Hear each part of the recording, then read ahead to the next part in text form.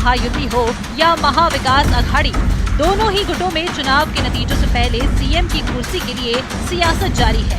कहीं पोस्टर लगाकर अपने नेता को सीएम बनाने की मांग हो रही है, तो कहीं जुबानी तर्कश के तीर चलाए जा रहे हैं। शिवसेना उद्धव ठाकरे गुट के संजय राउत ने एक बार फिर नाना पटोले के कांग्रेस नेतृत्व में सरकार वाले बयान पर पलटवार किया है। उन्होंने फिर कहा कि महाविकास अघाड़ी में सीएम चेहरे पर कोई फॉर्मूला तय नहीं है और कौन सीएम बनेगा ये बाद में तय होगा।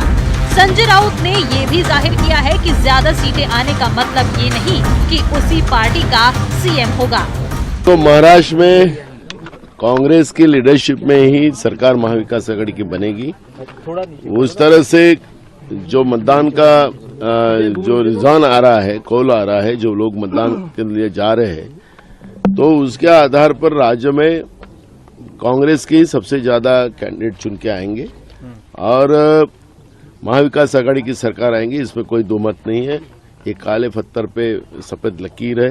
कांग्रेस नंबर 1 हो, +1 हो या हम हो, हम एक साथ बैठकर निर्णय लेंगे ना, उसमें क्या है। महाविकास अघाड़ी है, 3 पार्टी एक साथ बैठकर निर्णय लेंगे। वहीं एकनाथ शिंदे गुट की शायना एनसी ने नाना पटोले और संजय राउत पर हमला बोलते हुए कहा कि दोनों में कंपटीशन चल रहा है कि कौन कितना विवादित बयान देगा।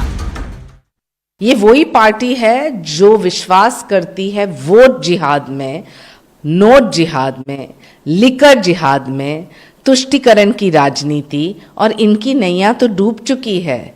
जिस दिन संजय राउत नाना पटोले से कहलवाएं कि आदरणीय हिंदू हृदय सम्राट बाला साहेब ठाकरे जी को वंदन, मैं चैलेंज करती हूं, और जिस दिन नाना पटोले ये समझे कि संजय राउत सिर्फ तुष्टीकरण की राजनीति और मुस्लिम और दलित वोट बैंक को नजर कर रहे हैं, यहां स्पष्ट रूप से महायुति जीत के आएगी। उम्मीद पे दुनिया कायम है, लेकिन मुंगेरी लाल के हसीन सपने मत देखिए।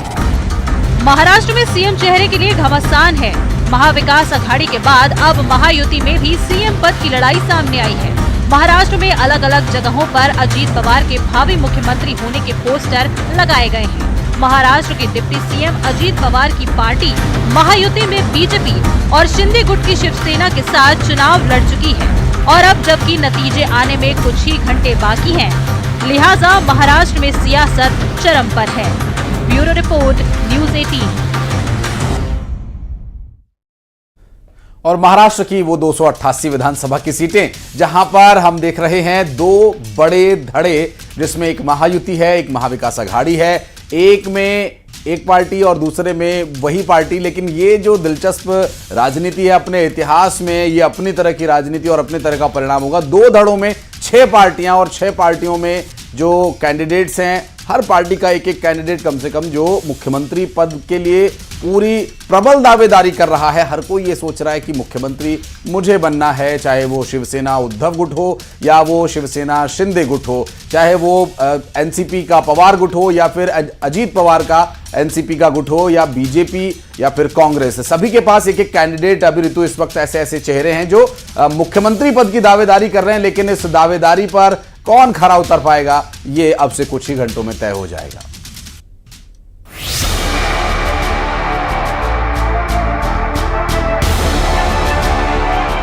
यूपी उपचुनाव की वोटिंग के बाद अब रिजल्ट पर सभी की निगाहें टिकी हुई हैं। बीजेपी को जहां सभी सीटों पर जीत की उम्मीद है, वहीं विपक्ष ने इसे लेकर बीजेपी पर सीधा निशाना साधा है।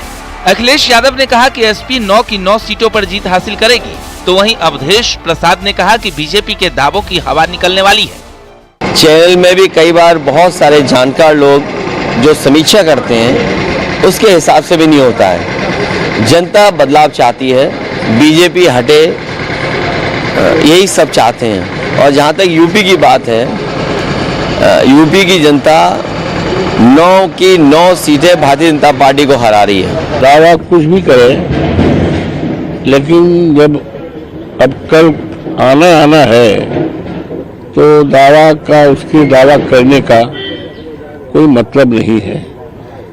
भाजपा तो बड़ा बेबुनियाद दावा करती रहती थी। लोकसभा में दावा किया था, 80 में 80 सफाया हो गया। भाजपा तो जिस सीट से हम जीते हैं फैजाबाद की 54 लोकसभा सीट जो मर्यादा पुरुषोत्तम राम की धरती की सीट है। बड़ा ढिढोरा पीटा था, बड़ा को किया था। यूपी में उपचुनाव के नतीजे को लेकर डिप्टी सीएम ब्रजेश पाठक ने दावा किया है कि बीजेपी सभी 9 सीट पर जीत दर्ज करेगी। माननीय मोदी जी की गरीब कल्याण योजनाओं को लेकर जनता के बीच में गई और उत्तर प्रदेश के लाइन ऑर्डर को लेकर के जिस ढंग से जनता ने आशीर्वाद दिया है, हम कह सकते हैं कि प्रदेश की 9 की 9 सीटें हम गठबंधन के साथ जीतने जा रहे हैं और कोई कंफ्यूजन नहीं है। समाजवादी पार्टी बुरी तरह से फ्लॉप साबित हुई है। ये अपने संभावित हार को देखते हुए फेस सेविंग के लिए तरह तरह के बहाने बना रहे हैं।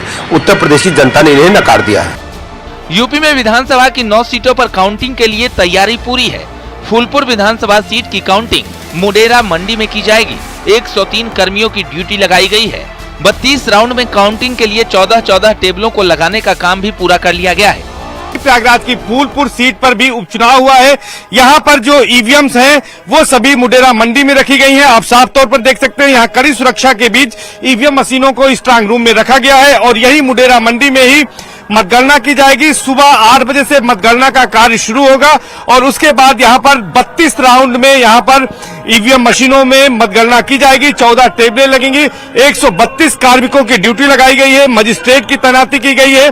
पुलिस फोर्स के साथ ही साथ यहाँ पर पैरामिलिट्री को भी तैनात किया गया है ताकि किसी तरह की गड़बड़ी की कोई आशंका न हो। माना यह जा रहा है कि 8 बजे से जब मतगणना शुरू होगी तो दोपहर 12 बजे तक इसके रुझान आएंगे और 2 बजे तक पूरे नतीजे घोषित किए जा सकते हैं। खैर विधानसभा उपचुनाव में धनीपुर मंडी में मतगणना होगी। यहाँ काउंटिंग के लिए 14 टेबल लगाए गए हैं। पुलिस प्रशासन ने सभी व्यवस्था पुख्ता की है। मुरादाबाद में पहले बैलेट पेपर की गिनती होगी। कुल 30 राउंड में काउंटिंग होनी है। मंडी समिति परिसर में मतगणना होगी। बीजेपी और समाजवादी पार्टी के बीच कांटे की टक्कर है। Bureau report, news 18।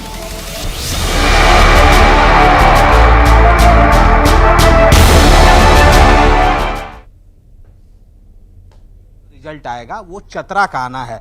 मैं इसलिए ये कह रहा हूं क्योंकि चुनाव आयोग ने जो जानकारियां दी हैं, सबसे कम राउंड जो गिनती होनी है वो तोरपा की होनी है और सबसे ज्यादा जो राउंड की गिनती होनी है वो चतरा की होनी है। इसके साथ साथ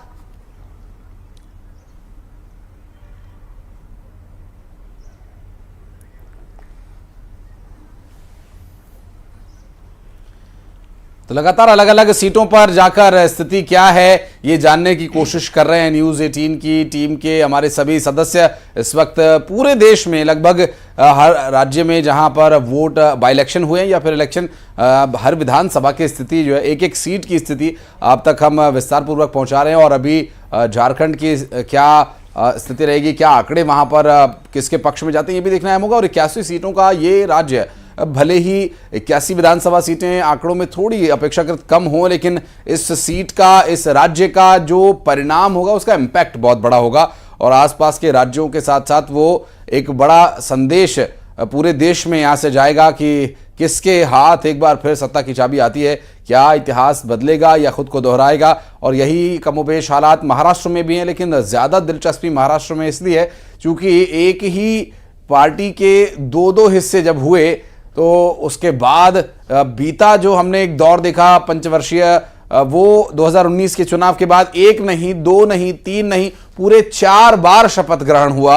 ओवरनाइट सुबह सुबह जब सब अपने टीवी सेट्स जब लोगों ने खोले तो पता चला कि सरकार का गठन हो चुका है, मुख्यमंत्री उप मुख्यमंत्री की शपथ ले ली गई है। उसके बाद एक बार फिर और 4 बार कुल मिलाकर महाराष्ट्र में इस बीते दौर में शपथ ग्रहण हुआ। और इस बार तो और भी ज्यादा कैंडिडेट्स हैं, इस बार और भी ज्यादा खींचतान है। उस वक्त तो ये माना जा रहा था कि सब एक में हैं, सब अपने पार्टी के साथ हैं, लेकिन अब कौन किसके साथ है ये अलग अलग स्पष्ट हो चुका है। और अभी एक और इसका जो धड़ा है वो किसके साथ है ये भी देखना अहम होगा, क्योंकि बीजेपी के पास अपने कैंडिडेट हैं।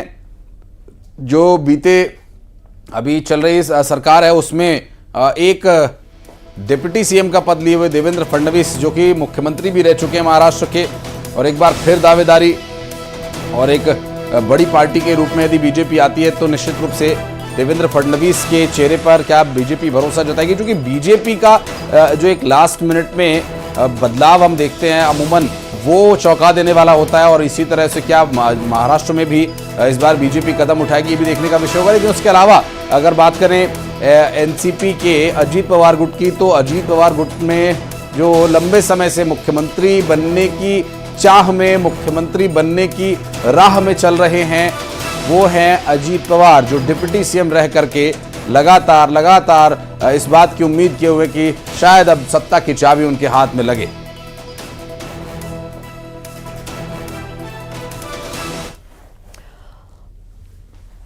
और आज 2 राज्यों के विधानसभा चुनाव के नतीजे आएंगे। सुबह 8 बजे से वोटों की गिनती शुरू हो जाएगी और आज हम आपको वोटों की गिनती से जुड़ी हर एक बारीकी समझाएंगे।